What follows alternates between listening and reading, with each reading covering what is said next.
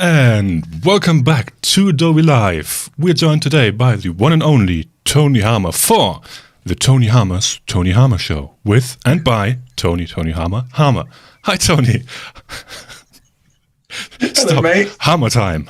How are you? Hammer time.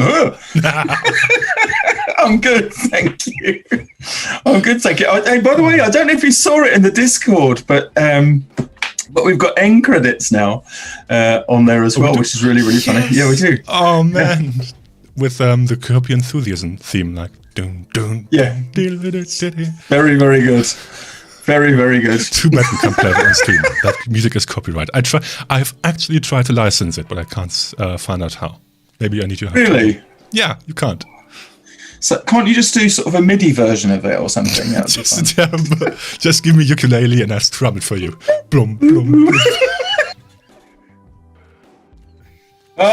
Such mischief to be had. I could get a hang drum, Tony. How about that? And we can just drum it together. You could get a hang drum. That is a really good price for the one you actually sorted out for me earlier, by the way. Well, there you go. Really good. So thanks for that. So if you're in the market for a hang drum, which go between $1,000 and $10,000, Tim can hook you up with one for $1,600. Yeah. Awesome. I make them myself. No, I don't. All right. Out of an old dustbin lid. Anyway, how's it going in the chat? I'm disconnected. I can't see anything. I don't think we'll get to any streams today. It's just us talking about hang drums. Okay. Chatting. Everybody's joining us. Hi, Sandrine. She says Tony Harmer in all caps. Steve is back. I'm hearing this echo. Do we have an echo? Let me know. Sorry about that. I don't think so. And Kirsty and Vavo and Angus and Gareth and Sandrine again and Jackie and Catherine and Emma. Of course, I don't know who that is. Emma. We used to have an Emma on here, didn't we? Yeah. Yeah. Yeah. I don't know. I think so. Then she wandered off. She went off on travels and whatever. The Tony Harmer echo. No echo. Okay. I live in the chat darkness. Well, that's right. Yes. No kidding. You were saying Tony Harmer a lot. Oh, the Tony Harmer. That echo. So it's right. Oh, I see. Like I get it. There. Anyway, yeah. Okay. Moving on, everybody. We're not here to just talk about like anything. My name. Usually your name. I hate product placement. Me too. It's terrible when people just put products into a live stream. That's just disgraceful. If you do get the chance, by the way, to get one of these. Right. Okay. Yes, we're actually here to do some cool things in Illustrator today. Isn't that right, Tony? That is right. That is what we're going to do. We're going to have a little bit of a skills fun time. It's going to start off nice and easy. Yeah. Then we're going to do,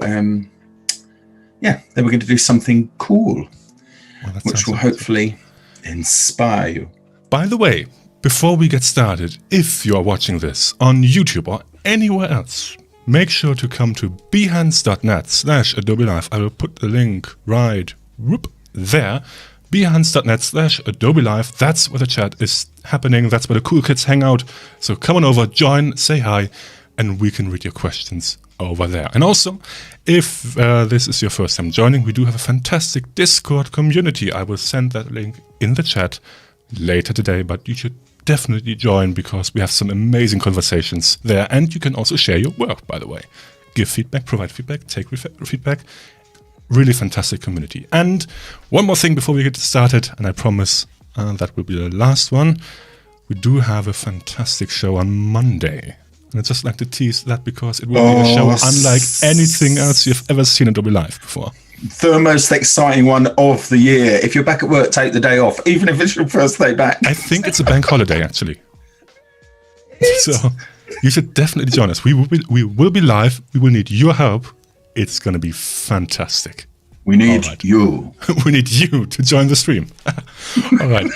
Now, yes.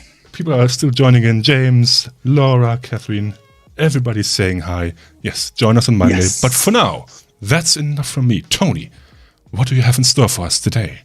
Right. I'm going to start off really simple.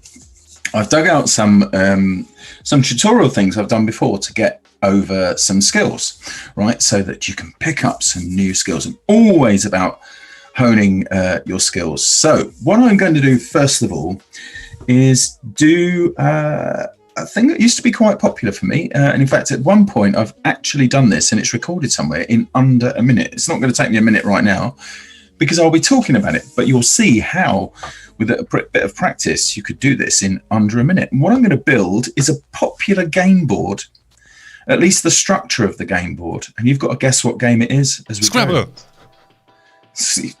No. All right, I give up. You've got one of the colours right there, Tim. So well done. Interesting. All right then. So I'm going to build this game board. You'll see what it is, but it's not so much what I'm building; it's how I'm doing it. Yeah, that's the important thing. And I want you to think when you've seen what I've built, how you would have done it, and the comparison. That's the important thing. So what I'm going to do first of all here in Illustrator is I'm going to hit my backslash key. Okay, like I said, this is nice and gentle. Later on, something much cleverer, which I think you'll like go at, but right now, nice and simple. So my backslash key gets me the line tool, and in that family, there is this amazing and often overlooked rectangular grid tool, right? And that's what I'm going to use to build this game board. So I'm going to come out onto my artboard. I'm aiming for the center of my artboard for no other reason than I like it. I'm going to hold down the Alt or Option key and click, which gets me this fantastic dialogue like so. So I'm going to put a width in here. Now I'm going to go for 200 millimeters square. Okay, like so. And for the number of horizontal dividers in there, I'm going to put 10. Then I'm going to skip past the skew dialogue and 100, well, not 100, sorry, 10 in the vertical, like so, and hit OK. There we are. So I've got a framework for what I need. Now, these grids are made as kind of a group. In fact, they used to be made as of two different groups. If I double click on one of these lines, right, you now see that I can get to all of the elements in there. But if I go further, yeah, I can drill down. They have changed the way these are built from the old way now, but they're still in a fairly tight group.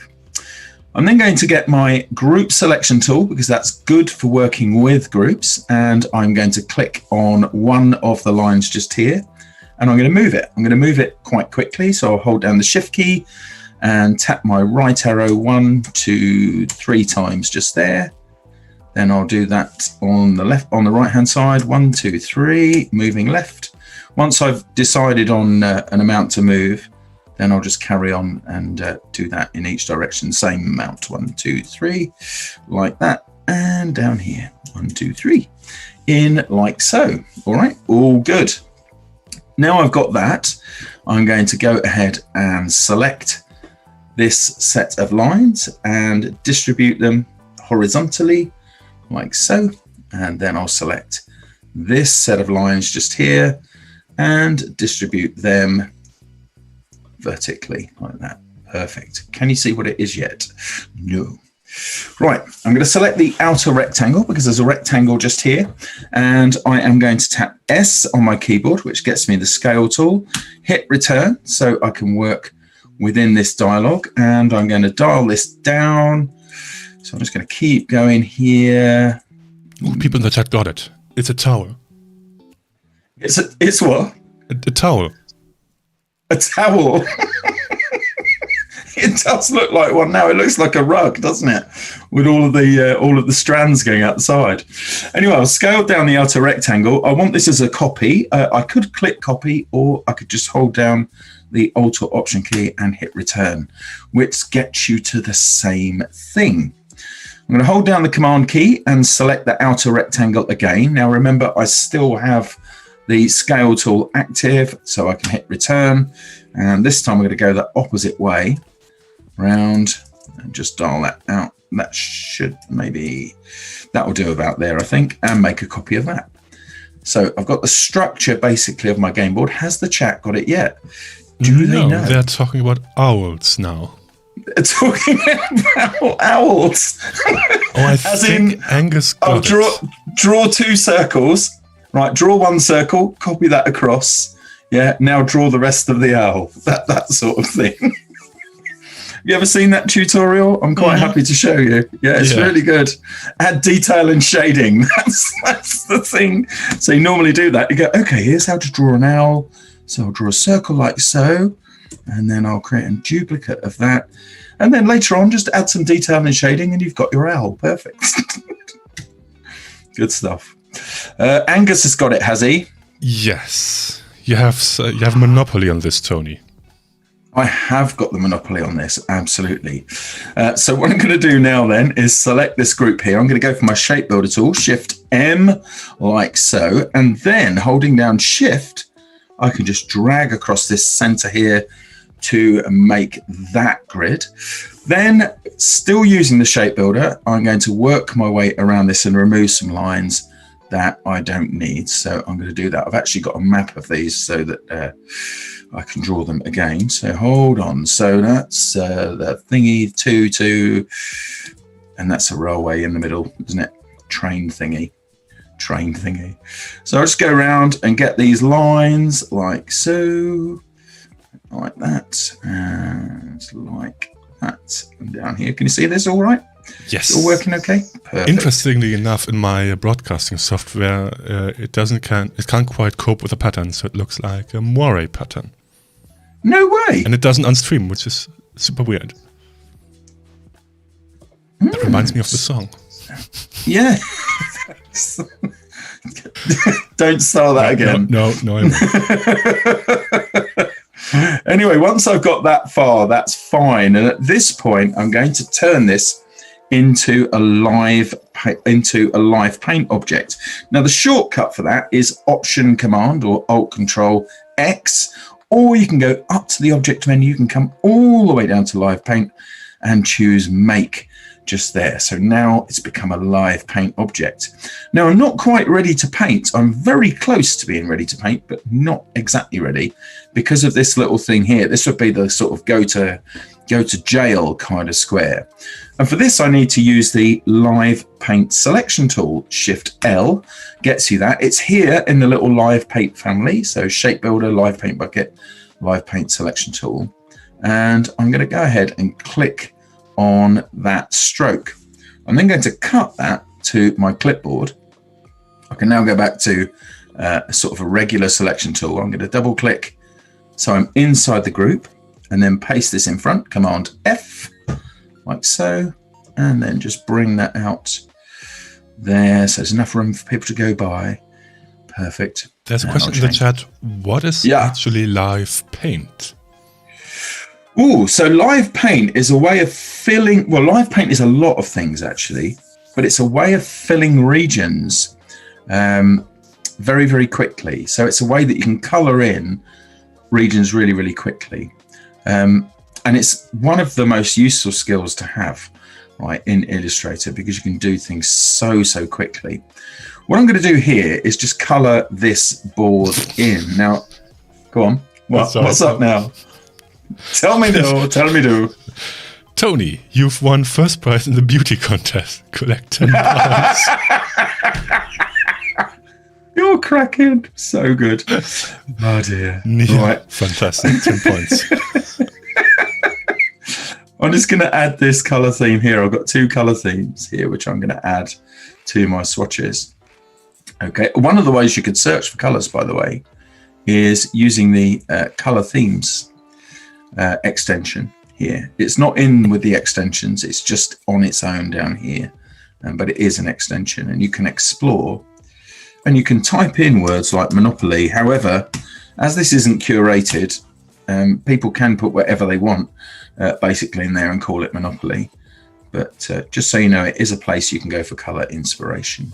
Or you could get a real Monopoly board, use the reCAPTCHA and do that. Could do that. Yeah, could do that. Absolutely. You could. In fact, that's pretty much what I did to get the color themes that I'm about to use. So I'm just going to color up the background of the board there like so. I've got two alternates for that. I think I'll use the lighter one here. Then I'll tap K to get my live paint bucket. Okay, so you can see my live paint bucket just here. And I can cycle through my colors. So I can now go, and you can see how it's filling in regions. I'm not having to draw separate boxes for these, but there's more to it than that, right? It can be very, very powerful, this particular tool. So I'm just going to go ahead, and it's making short work of doing those. Just going to switch to a different color theme just here, and also I can use my arrow keys here to cycle through those colors. Yeah, absolutely. So, and it would have been a good time to ask. I'm just going to go back here and let's do the cheap seats, as they call them, just there and up to here. And then I will go back to the earlier color theme where I have this blue. There we go. And you can see how that can be drawn really, really quickly. Amazing. Yeah. And it's not an array of boxes and lines, and that's the way most people would think of it. They would think, you know, all right, I need to draw a whole bunch of boxes to do this, you know, and you don't. You can just go ahead and do that and color up different regions. So, see, let me show you. Never know. And the client doesn't care. As long as the client gets aboard, they really don't care. Let me just show you something else on the live paint front. So actually, what I'll do is I will draw an ellipse. So I'm just going to remove the fill by hitting the slash key on my keyboard, given that the fill is in front or has focus. And I'll just bring that across like so. So now I've got two of those things. Oh, we're drawing an owl again. It's another owl, but this one has eyes that are very, very, very close together. Yeah, super cartoony owl. I'm going to turn this into a live paint group, like so. Do you know my friend Monica Gausser, Tim? Yes, we had her on the German streams 3 times. Did you? Yes. You see, so Monica and I both came from another product to Illustrator back in the day, and it was live paint that did the deal for her, really. So let me go ahead and get another color here. So I've got some yellow just there and some orange just here. Ooh, now it's a Venn owl. It's a Venn owl. It's very good. Right, so here's the thing. Let's just say I was drawing this as a logo, not for a popular credit card vendor, but because it does look like that. But I was drawing this as a logo, just these two things together, right? And the client says to me, our brand is all about relationships, and this relationship doesn't look intense enough for me. Can you change it a bit and make the middle bit a bit bigger? Can you make it pop? Make it pop. And so this is the thing. If I was drawing this conventionally, I'd have to do a pathfinder on these and get that. And if they said make the relationship more intense, yeah, then I'd have to draw all that stuff again. But here I can simply double click, then select this object, and I can make the relationship as intense as is necessary. So I take this back to the client, and the client looks at it and says, "Oh my word, no, that's much too intense. We want it to be, close and passionate," but I don't love it. I don't see the fun in it. Yeah. We should have War of the Hovering Art Directors. Dun, dun, dun, dun. And so they say, "Oh no, that's much too intense. Take it back the other way." And then you go like out this way, and then they go, "Oh, do you know what? That's not intense enough. No. Can you put it back where it was in the first place?" Which is 9 times out of 10 what clients want, right? Which is the same thing. However, just like human relationships, if you drive them too far apart, the magic is over. Ta-da. See? Because the regions aren't there, and that's the trick to live paint. It recognizes regions, so it has one. As far as this is concerned, it's region 1, region 2, region 3. Yeah, well, in fact, technically, the lines going across are also regions. Yeah, but there you go. They don't have to look all graphic-y and cute like that. You can actually do some fairly sophisticated stuff with live paint. So, for example, if I wanted to get rid of the strokes, I don't have to have the strokes on here. I can get my live paint bucket, and if I hold down the shift key, I can switch to painting the strokes. You can also make it so that you don't have to hold down a key, but you'll see that I'm just removing the strokes now, telling them to go away, like so. And there you are. So I've got the same appearance, only now without the cartoony lines, it's much more subtle. And I can use the group selection tool here as well, so I don't have to do the whole going into the thing. It's cool, right? Super nice. It's super nice, and you can do some amazing stuff with that. Really, really cool stuff with it. So Live Paint is a good skill to acquire. Very, very, very useful. And you can finally keep up with a client who says, I know what I want when I see it. I know. That's kind of second in line only to the client you go to for the first time, and they put a load of somebody else's work down in front of you and say, I want something. I'm not pausing, by the way, to get my mug in. I'm actually doing a track. You go in to meet them for the first time, and they've got somebody else's work on the desk in front of them, and they're going, yeah, well, I like these. You're going, good, you should have bought them. Why am I here? Don't ask me to replicate somebody else's work. They're the ones I like the least. But anyway, yeah. So, right, we could go on all day about clients, but that wouldn't be much fun, would it? No.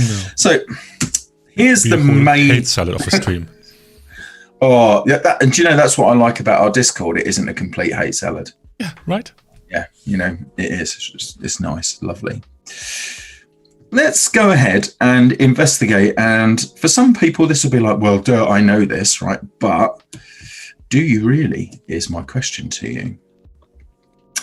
So here I have an ellipse, and we know that the ellipse that I have here, by looking at the interface in a few different places, we know that this has a white fill and a black stroke.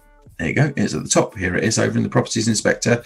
Here it is in the color panel. It's just there. So all over the place, we can see that those two things exist. And a lot of people leave it at that.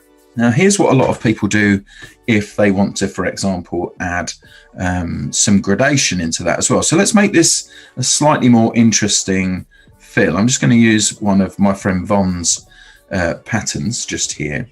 Let's say we wanted to make this slightly darker down the bottom. So what some people might do is they might go ahead and create a gradient fill on there. They might change the opacity of one of the stops to 0 and make it the same color. The 0 is a good way to do that because you're doing same color to same color and only blending the opacity. And then they might add that on top like that.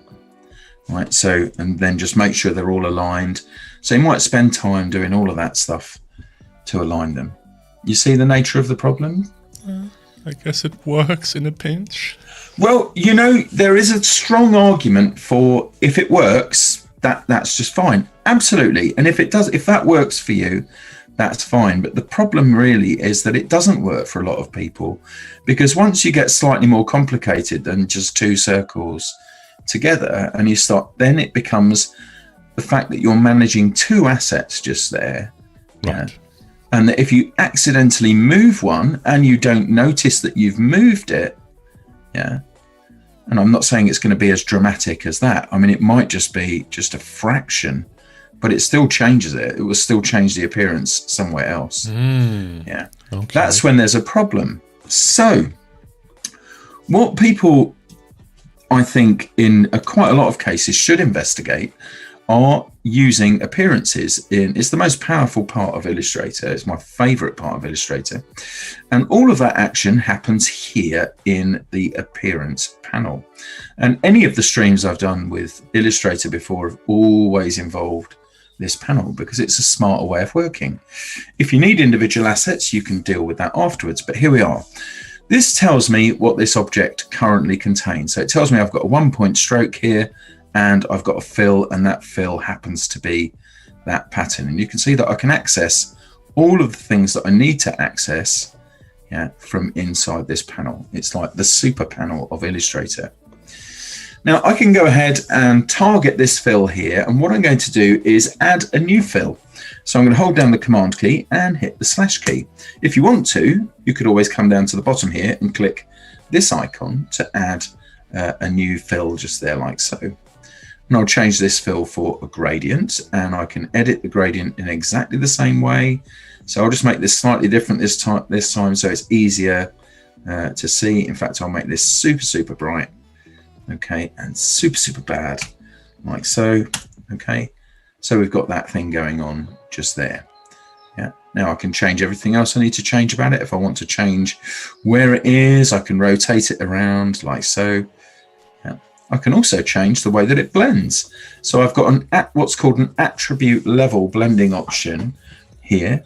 Okay, so I can go ahead and change the blending here to multiply, for example, where darker colors are stronger against the background, or I could go to screen where it's the exact opposite, lighter colors against darker colors, or I could go to overlay, which is right in the middle. So in overlay, the middle gray is invisible. Yeah, so it works both for the shadows and the highlights just there, and many of the other options as well to create interesting and exciting results. But the main thing is here, it's still one object.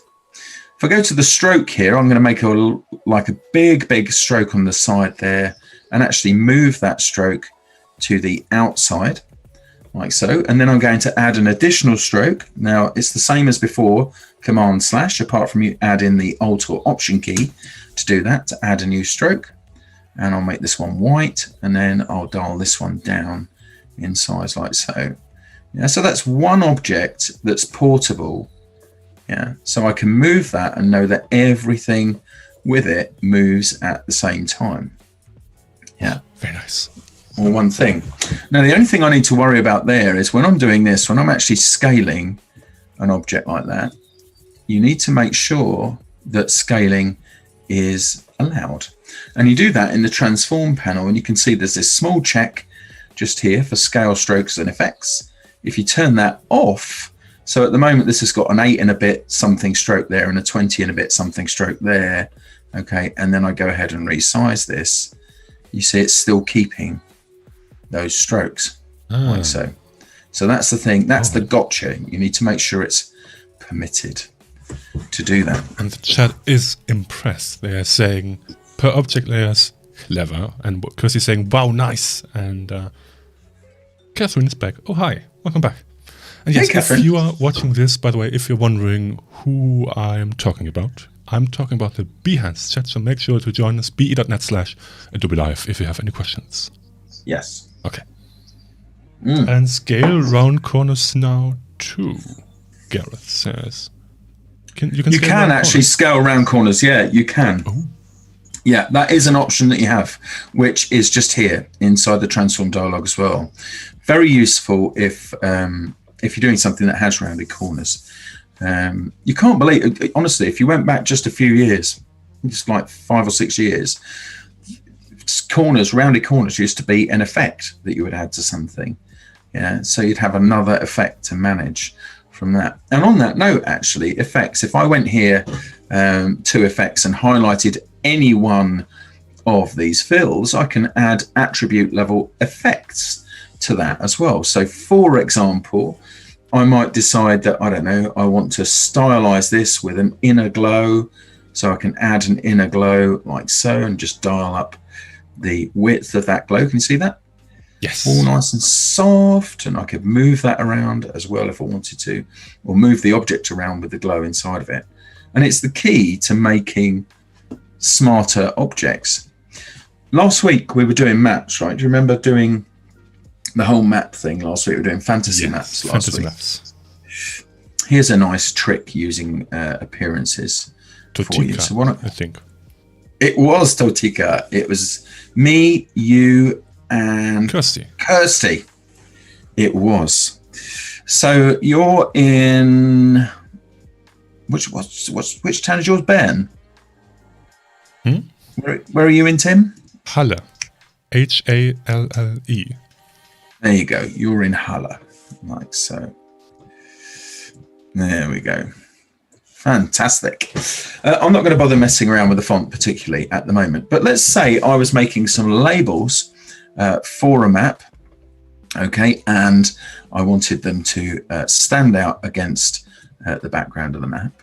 What I might do is I might add an additional fill, okay, to the type. So you'll now see there's the characters themselves just here, and above that I've added a new fill. Now I'm going to change the color of that fill to orange and take it down beneath the characters. So in order, the order Illustrator is drawing these in is it's drawing that fill and then it's drawing the characters on top of them. I could highlight this fill and go along here and choose to convert this fill to a rounded rectangle, like so. Okay, so I can change this. I'm going to do this so it's relative to the type. Yeah, so I'm going to say add, I don't know, 4 millimeters extra width on this, a very big map. And I'm going to say add, like, 1 or 2 millimeters onto the height there as well, and change the corner radius like so. Okay, so I can just model that to be however I want it to be. Now, so I've got a nice formula there for my label, and I could do so much more with it if it was really going to sit on top of a map. I probably wouldn't make it orange. I'd probably make it grey, like so. Yeah, dark and dark. A plus contrast. No, I'm coming back for contrast in a second. I am, honestly, it's not lost on me. So I'll come back to that in a minute. I'm just going to make the opacity of that somewhat less, and I'll make it multiply.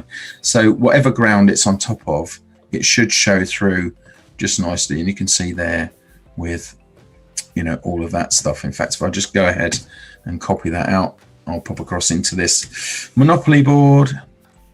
And so you see that's going to work nicely. Now, if I really, really wanted to, I could go ahead and make the actual characters white there as well. And if I was worried about the contrast of those, I could add yet another fill and maybe expand that slightly around the outside. So there's like a light key line around the text. But that's one way that that labels can work like that. And the advantage there is if I need to make more labels. So I'm in Cambridge. Like so, the label goes out and expands to be where I need it to be. I don't have to draw a box. Who needs components in XD if you can have this? This Howard Pinsky. Well, no. Yeah, that's it. Come on, Howard. And look at that. Sorry, Howard. Dark mode. No. Yeah, but remember, these are in Illustrator first, right? Yeah, right. And XD doesn't integrate with press systems, but I love XD anyway, yes. So because it sounded then like I use don't. It every day. Yeah. You actually do. Yeah, for the streams, actually. There we are. So there we are. See, a nice flexible label system to be Fantastic. Had. Yeah, from there. Really, really useful way to work. How but of was course that appearance copied over? I just copied and pasted an object that had the appearance. Now, there is something you can do with appearances, right, to make them more flexible. And in fact, part of a decent working strategy would involve this. So if I chose an object like so, do you know what? I'm going to have a bit of fun with this, Tim. Oh dear. I'm going to get rid of the. Actually, I'll keep the labels just in case. Right, I'm going to have some fun. I'm going to get my curvature pen tool, Shift tilde or backtick, and I'm going to go ahead and make some shapes here, like so. Do do do do do do do. I hope you've got music other than me we do. Just singing away in the stream. Good. Right, I'm going to increase the width of that stroke. This is what I love about trackpad. Scratch mix the stuff there. I'm going to change this to a dark grey colour. Then I'm going to add another stroke, poof, like that, like so. I'm going to make this one sort of an amberish colour. I'm going to hold down Shift and click on that. That way I get hold of the colour panel rather than the swatches. I'm going to dial this one down a little bit, like so. I'm going to add yet another stroke. I'm going to change this for the dark grey that I had before and dial this one down a bit like that. Let's just go outwards. I was a bit too keen there. With that one, I'm going to add yet another stroke. Like a frying egg gone wrong. Very interesting how you see that way. Curious. Right, very curious. I'm going to subscribe to your newsletter. So here I'm going to do that. I'm going to go for the stroke. I'm going to do a dash line like so. There we go. Like that. And I could do so much more as well. I could do, add some other elements to that, but I'm trying to keep this nice and sweet and simple. I'm going to go back to my curvature pen tool here. Make sure this is selected because I want to just bend some of these bits around. It's the great thing with this tool. It's really, really easy to use most of the time. It is actually a great tool. There we go. And I could have made my corners round and so on with the stroke, but I've got that.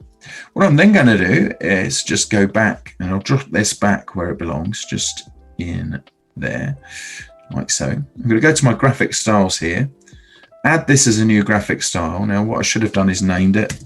So I'll do that now. Road, like so. I can then delete the artwork here and then go ahead and draw something else. Now at the moment it's just taking on the top of the stack of the last appearance I used, which is fine.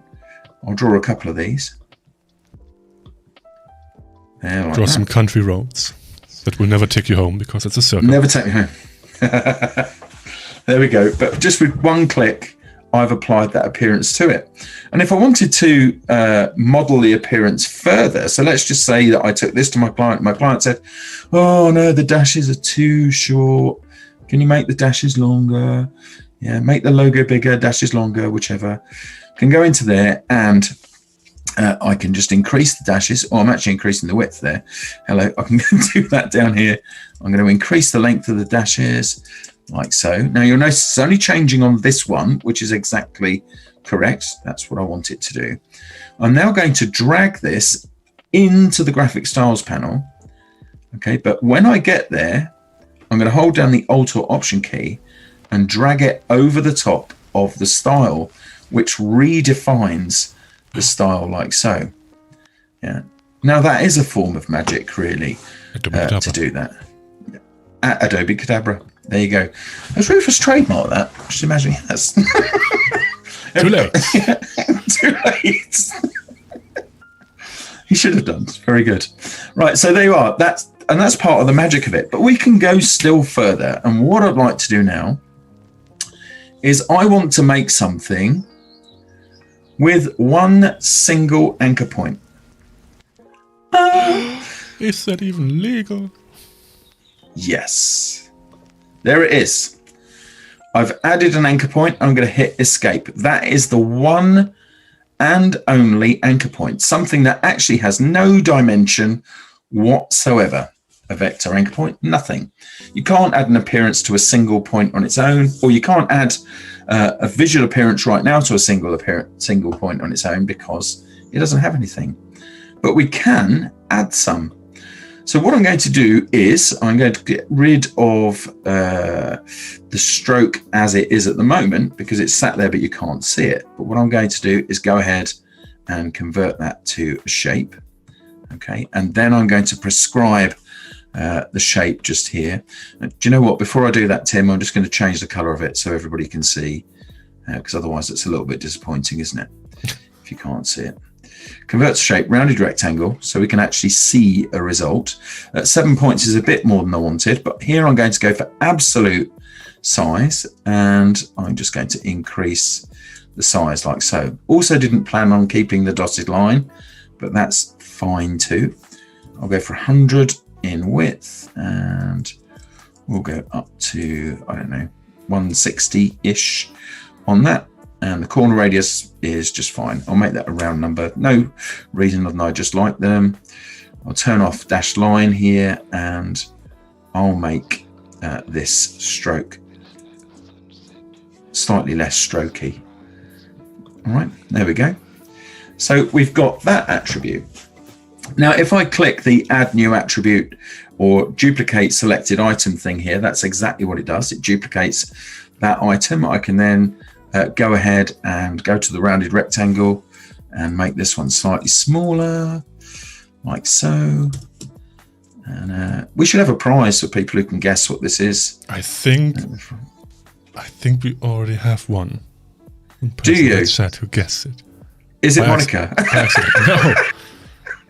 Have you done this demo before, Tony? Yeah, I have done this demo before. I think Sandrine might have seen it. I don't know. Sandrine's done my course on LinkedIn Learning, so she's definitely seen it. Sandrine, spoilers.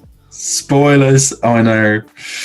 So I've got a fill down here. At the moment, this fill is white. This is for the whole thing. It's not doing a lot at the moment, however, because if I change the color, you'll see absolutely nothing's happening. There we go. Because it can't, because it's still the fill on that point, like so. But what I can do is I can get the effect here, right? You can see which one it is, the outer shape just there. And I can hold down the Alt or Option key and drag that down onto the fill. So now it does have a fill, like so. Okay, so I can go ahead. Now I made that slightly darker so it was easier for you to see. Okay, but I'm going to take that back out to being light, like so. I'm also going to go to the inner stroke at the top here and make that slightly less prominent, like that. Perfect. Right, back to the fills now. So what I'm going to do here next is I'm going to add another fill. So Command/ for that. I'm going to add a pattern for it. I don't really have a pattern at the moment that I want to use here, so I think I'm going to make one quickly and come back to that. So I'll just get some circles like so. I think something like that. Yes, more owls, please. Sorry? More owls, please. More owls. And also Sean is saying in the chat, handy, and that's so German. I love it, because we don't say mobile phone, we don't say cell phone, we say handy in Germany. And ja, mein Handy. Really? Yeah. I didn't know that. For whatever reason, we say handy. There's nothing wrong with that. But it confuses everybody who's talking, who doesn't know German. When you say, "Where's my handy?" Like, what? No way. Yeah, and handy is useful. I know. Yeah. Oh, there you go. Well, now I know. I'm going to go to the Objects menu. I am going to come down to Pattern, and I'm going to choose Make. I'll call this card back here, like so. I bet I didn't do this bit in that movie, Sandrine. I'm just trying to think, because I'd have to keep that one down to under 5 minutes. So I'm just going to make something like that. Just changing the size of the pattern tile. I'm not trying to do anything clever or intelligent here. I'm just trying to make something more interesting. And you can see there the swatch preview. The strangest owl ever.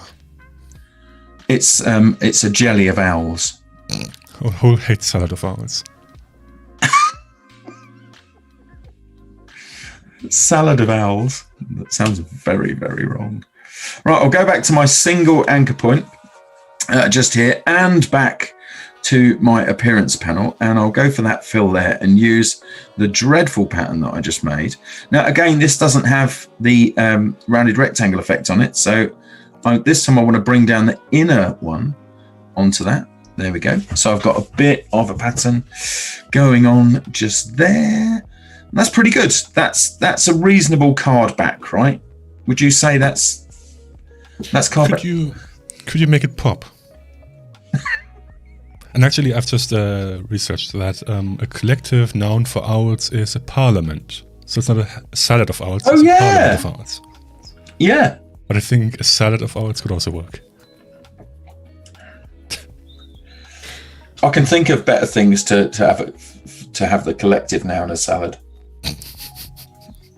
To be honest, an owl in bubble wrap. It doesn't look a bit like bubble wrap, actually, doesn't it? But anyway, now, so that's my single anchor point just there, doing all of that good stuff. Yeah.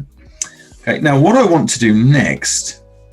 Okay, so I want to do something with that card. I don't want that card to be on its own because it will get the lonelies. Okay, so what I'm going to do is group that single anchor point. Yeah, it's a group made of one anchor point. Now, here's where things get interesting, right? Because if you rotate that single anchor point around, I'm going to need to get the rotate tool involved. You'll see that it's rotating the pattern just there because it's just the anchor point. Right, and not the actual thing. So I'd need to actually use this to transform the objects and the patterns as well. But that's doing just fine. So now that's a group. What I'm going to do is I am going to add an effect to the group. So I'll choose distort and transform, just here like so. Make sure preview's on. I'm going to do this from the bottom right hand corner in my little grid just here. Okay, and now let's just test out rotating this around. There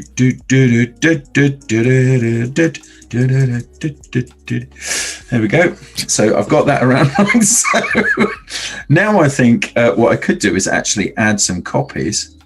Ooh, that's pretty good actually. I might change the angle just there. Ooh, look at that. It's a whole hand of cards. We could go crazy. Which was your card, Tim? 5 of diamonds. Is it? Mine was the 19 of penguins. But anyway, not to worry. We've both won. Now I'm going to say okay, but that of course does not make a pleasing fan, right? Because this card here at the front is way too like vertical, right? And it's right in the first part of the stack. So what I'm going to do is add another transform, and what I will get is this warning that says this will apply another instance of this effect. This is because the number one thing people do when they are starting to work with combined appearances and they want to make an edit is they go over to there and choose, to choose the thing, or they go up to the effect menu and choose it, and then they get this dialogue and go, yeah, I don't know, and hit it, just apply new effects and wonder why it doesn't work. Okay, so what I'm going to do now is I'm going to rotate that entire stack around like so. Now, actually, they're working from the sort of center, so I can change that out by using the bottom here as well. It all calculates these things to add that together. Now I've got that set like so. I figure if I bring this more up onto the artboard here, that I can afford a bit more room for some cards. Well, no, so you I just can go back. Tony. I know, man. I can go back to the first effect and I can say, ooh, let's add some more, like so. And in case you're wondering why it's moving, it's because that center point is actually moving as well. So I can click on that, yeah, and change the rotation there. I can also move it by a certain amount. I could even scale the cards as they went out in the fan if I wanted to. But there you go, all from that single anchor point in just one go. If we go back and we preview that outlines for this, right? So Command Y, Control Y to do that. There is that anchor point. It's just there. I'm hovering over it right now and it says anchor. There. It's like that. It's like a magic trick to impress your friends. Yeah. So when you have half an hour, you can say, oh, come on. I will show you something amazing in Illustrator. And they're like, huh? What is an Illustrator? Yeah, but once you've got the practicings in, you don't need the half an hour to do that. You just need 29 minutes. You could add a little bit more to it, so for example, if I group that lot, so that's now become a separate object. If I go to the appearance panel, right, this is another group just here. I could add another fill to that group. Okay, I could bring that right up to the top of the stack, just there, and then I could maybe change that to a gradient, and then I could maybe change the gradient to go from black to black, like so, at 0%, like that. So I've got this going on. I could switch it to a radial gradient, and then get my gradient tool and draw out. That's what they call dark magic or black magic, right? It is, yes, black magic. Yeah, absolutely. Yeah, so I could go ahead and do that. Now that's interesting. That's work. I maybe should have calculated something else to do that, but you get the idea, right? It's there. Ooh, spooky. It needs another level of grouping, but there you are. You get the idea. It's there. We have about 9 minutes left, just so you know. 9? 9. Yeah, 9. Yeah, 9. Got any questions? Are any questions in there, Tim? for our 9 minutes. Yes, of course. Does Illustrator have artificial intelligence / algorithms like Photoshop does? I think It does have some content-aware fill or anything like that. It's got a couple of things. Otherwise, I'll show you one in just a second. Otherwise, the only artificial intelligence at work with this copy of Illustrator is right here. So yeah. There are some intelligences at work in Illustrator. There are more on the horizon. Ooh. And just to answer another question, sorry to interject. No, I'm not drinking whiskey. This is peppermint tea. And I once in a restaurant saw like they're using labware, like glassware, to drink out of it. So I just bought some. I think it's funny. Anyway, the other one. Let me show you where there's one. I haven't got a character to hand to work with this, but what I can do, I can make this work with just a rectangle. Just the rectangle, like so. I'm going to get rid of the fill there. Hold down / key, Shift X to transpose those over. And perhaps if I change the color, let's go for actually, I'm going to hold down Shift. I'm going to tune that down still further, like so. Okay, darker. I meant to go lighter. There we are. Something like that. Good. And I'm going to go around and I'm going to find the puppet tool here. If I can remember where it is, that's how often it is. I use that. I thought it was in this region with free transform. It is. There you go. Puppet warp tool. Right, so this has a little bit of intelligence inside of it. A rectangle, of course, isn't the most exciting thing to do this with, right? But it does analyze the shape and place points at intelligent spots. With a rectangle, it's just going, well, I'm going to put one towards each corner. But you can go ahead and manipulate these pins. It's kind of hypnotic, right? Ooh. So that's one place where there's artificial intelligence at work. Another place where there's artificial intelligence at work, and if I go back to the Monopoly board just here,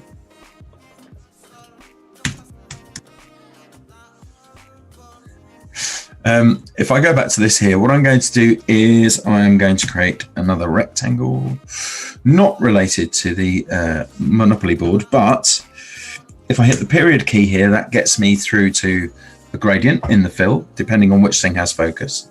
If I go for the contour gradient, or the freeform gradient, sorry, from here, it does start to look around the artboard. Now, it's perhaps not finding what I want because this is a live paint object, so it's slightly different. So what I'm going to do is I'm going to go ahead and expand this live paint object. So let me just move that just a second and do merge live paint. So there, like so. Ooh, I've got a momentary glimpse of the pirate ship I'm working on. And also then just expand. There we are. So now it's a regular group of objects. So let's try that again with the freeform gradient. Well, you can see that some of the colors are present in there. So it's looked at the things that are on top, which are basically this name, the white of the artboard. Let's try that one more time. If I get rid of the tag just here, see if that changes the result. Whoops. We'll do that. Let's try that and go for a freeform gradient again. Now you can see that it's actually looking around. So there is intelligence working there to find things that are sympathetic with the artwork, if not the artwork colors directly. But you can see that they are in harmony with the actual artwork. So yeah, there are a couple of things. Those are the two main things. I can't think of any others off the top of my head. We have other questions in the chat. Yes, perfect color harmony, tone harmony. Sorry. We have another question about those tools on the left. Yeah. The colorful tools. Are those plugins? Oh, down here. Yeah, on the side. On the side. Those are the Astute Graphics tools. There. And those are external third-party plugins? Paid plugins? Third-party plugins, they cost £100 plus VAT or tax a year. So whichever way it works. Do you know, normally I think they did have an offer code. I think it was Ninja 10. I don't know if that still works, but it's worth a try. Yeah.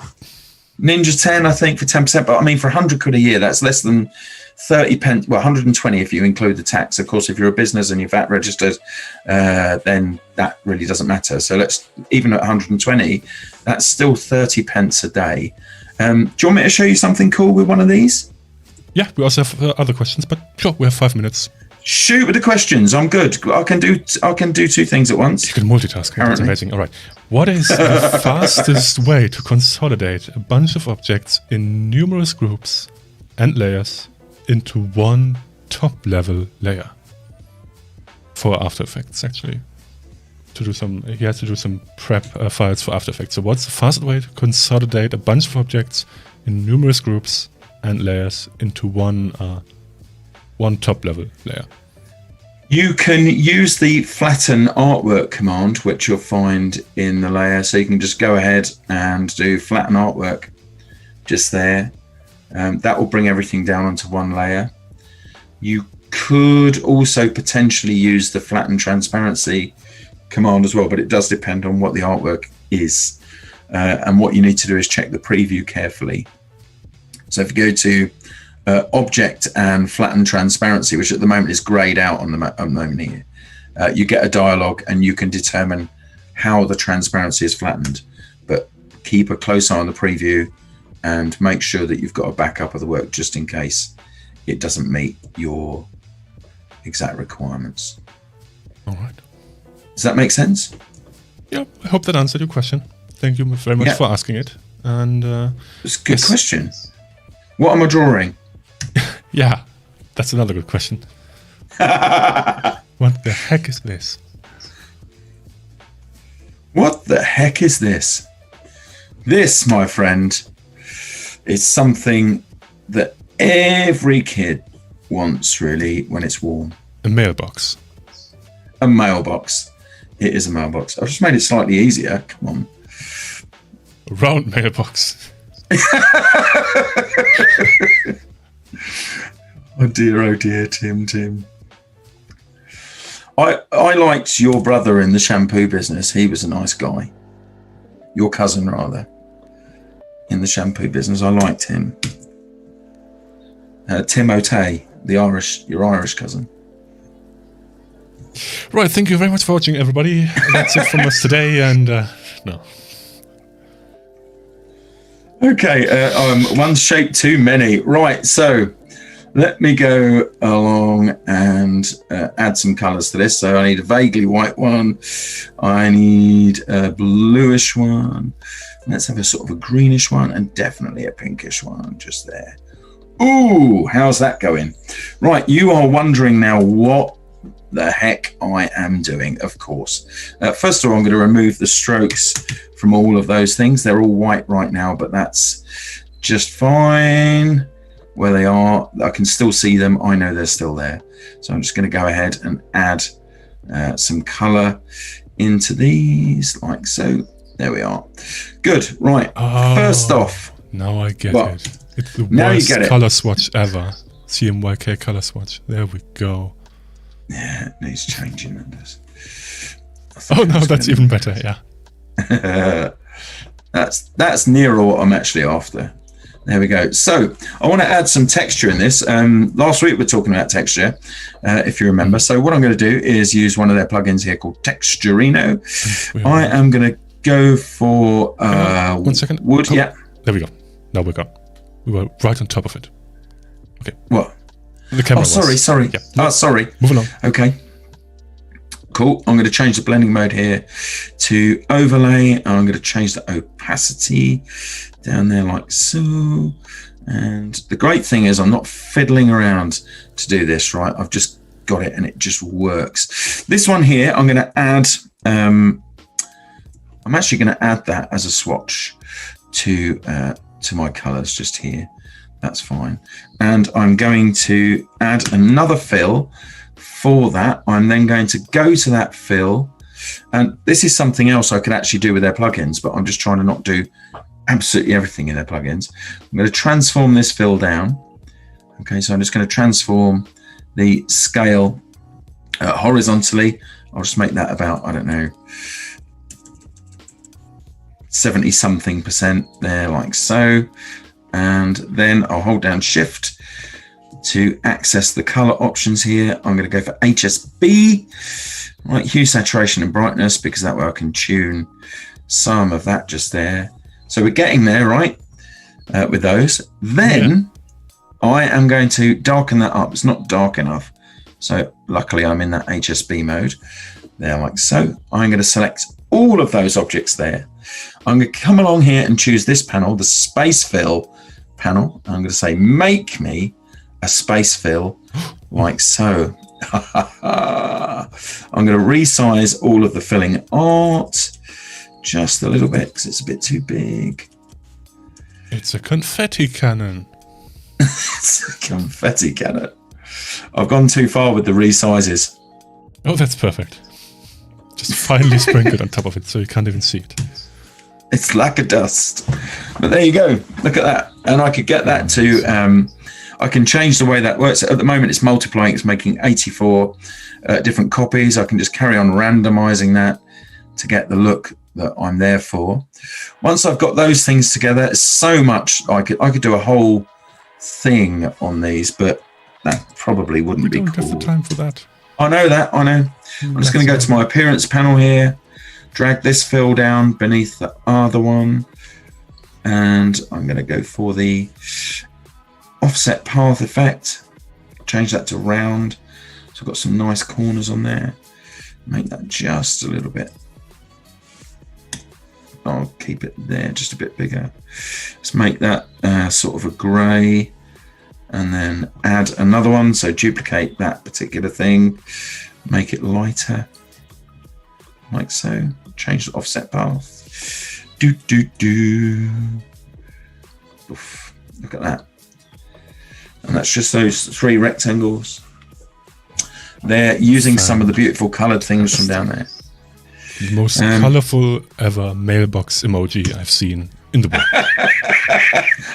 Tony, I am loving your mailbox emoji. Wait a minute. Have I got time to squeeze one more in? Yeah, go for it. I have. Cool. That's very good. So what I'm going to do here is just get this so you can see it. Let me just hit escape to come out of that. Let me choose the perpendicular line tool just here. I'm going to draw a perpendicular line outwards like so. Tapping A once and twice. I'm tapping C because these are centered like so. I'm going to go for a width profile like this. I'm going to increase the width there like that. I'm then going to change the stroke color to something nice and exciting. Send that to the back. But you can see how quickly I drew that element, the original stroke there. I no longer need it. Yeah, you there you go. should do online tutorials, Tony. You're so good. Do you know what? I was thinking of starting a YouTube channel called The Design Ninja. Oh, amazing. Somebody should do that. Yeah, that would be awesome. I mean, you could I think that would be really good. And mugs. It would be fantastic. That would be great. Yeah, that's a really good idea, Tim. I think we could workshop an idea. Yeah, fantastic. I think we're both going to get an email this afternoon. But there you go. It's cool, right? It's a really, really cool thing. And all of these are still individual objects here. So if I want this one here is too long, this is the last thing I'm doing, I promise. I'm going to go to the extend path tool and just go down like so. That one there's not long enough. What's that one? There you go. Nice stuff. Well worth 30 pence a day or 30 cents a day, whichever way you look at it. Ta-da! Right. Have a good weekend. Bye. See you later. Just a second. Okay. Well, ding dong. Thank you so much, Tony, for that wonderful hour we had together with you and the chat, of course. Thank you. Yeah, time for some hats. Yes. Don't have any. No. I have a green handkerchief. Hang on. I could wave that to say goodbye. Yeah, I'm not going to do that again. They're going to put off the duster and... Yeah, I did that. I did that the other week. Pulled it out, waved it. It was a duster. And I hadn't shaken it outside. I couldn't breathe for like... Anyway, we're running over. Come on, let's go. Let's go. Yeah, all right. Okay. We do have an amazing amazing show next week on Monday, so make sure to tune back in. We are live, even though it's a bank holiday. And of course, if you're wondering what you could watch on the weekend, we had a fantastic bunch of replays for you on behance.net/Adobe Live. Just scroll down and you can see everything that we have broadcasted in the past. All the replays available for you, grouped by the app. And I would highly recommend, if you have just the time, tune in, see, watch some of them, and the weekend will be over just like that. And also, if this isn't enough Adobe Live for you today, we have more streams coming up later this evening. The next one is starting in 3 hours, I think. Something like 3 hours. Yeah. Eastern, yeah. I think it's a Cherry White photography masterclass, and then there will be challenges and more masterclasses and more challenges throughout the day, like up until midnight, I believe. So plenty of content for you to watch and enjoy. But for now, thank you so much for joining us today. Make sure to be back on Monday. We will need your help for the game show. The best show of the year on Monday. Oh dear, I hope it works. It's going to be so much fun. All right, it's going to be a real surprise. Thank you, Tony. Thank you, everybody who's watching us today. Steve, Andrew, Sandrine, Gareth, Angus, Sean. Thank you, and see you on Monday. Bye-bye. Take care. Bye. Bye.